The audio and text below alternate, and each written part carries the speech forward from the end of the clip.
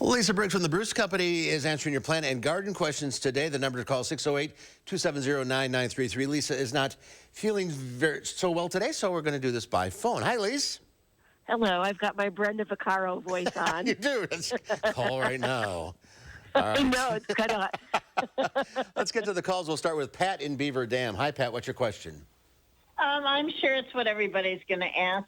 My delphinium was up pretty good, and it got hit really bad. Is it going to make it, you think? The plant will be fine. Okay. You know, the snow, I have hosta up and some hellebores are blooming and that kind of thing.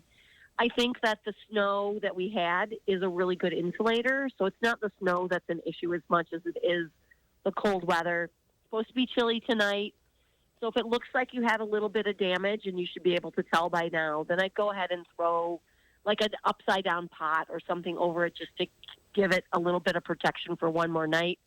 Going forward, the more things developed, the more chance they have of being damaged by cold weather. So we're just going to have to keep our eyes on things. But plants are adapted to this, so it will not hurt them in the long term. My bleeding hearts were very sorry looking this morning, but yeah, a lot of things will be, but a lot of them will also bounce back pretty well. All right. Early spring things are used to the kind of temperatures that we're having. Yeah, it's Wisconsin. Yes, it is. Grow here. All right, Bonnie from Prairie du Sac. What's your question? One thing I wanted to ask Lisa was, I'm looking. I always buy mandavillas at Bruce's greenhouse. Mm-hmm. Are they coming in yet? Are they there? I don't want to miss out. Not yet. Okay. I would say that mandavillas, we usually see our tropical loads at the end of April or the first week of May, so that they're in before Mother's Day. Yes. I do know we have a really cool orange one coming in that looks really exciting. So I can't remember the name, but check in with the plant desk. Okay, and then the other one was, I know that it's for my hibiscus, and of course it's not up yet. And I need something to spray it with when the bugs start getting to it. Oh, you get Japanese beetles on it? Japanese, yes. Yeah, for that I would use 8 on that, like a contact killer, because the Japanese beetles can do a lot of damage fast, and they really only bother the flowers on the hibiscus. So you'll want to kill them when you see them, not do a systemic. I don't know that would be super effective. Okay. All right, great. Let's go to Suzanne from Broadhead. Hi, Suzanne. What's your question? Hi, I have a question about my forsythia bushes. I have 6 forsythia bushes all in a row. This year, one blossomed beautifully with the yellow flowers. None of the others did. So I'm wondering why that would be, and what can I do in the future so they all bloom? Well, part of the thing with forsythias is depending on what kind of varieties you have, some of them are quite hardy as plants, but not entirely flower bud hardy. So if you have one of those, we did get some pretty chilly temperatures this year, and that might have damaged the flower buds.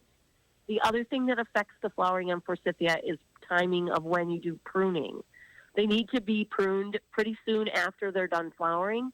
So say if you did some pruning like late last summer or in the fall, probably prune the flowers off. So as long as they're in the full sun, I would just make sure that you hold off from pruning them for this year. Let them set flower buds and see what happens next year. All right. Good luck. Let's go to Dennis in Whitewater. Hi, Dennis. What's your question? Yeah, hi. I was wondering about quackgrass and asparagus patches. How can you control that?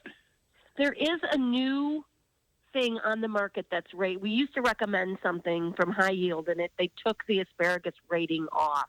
It was a grass killer, a selective grass killer. There's a new treatment in the garden center. I think it's called Top Hat.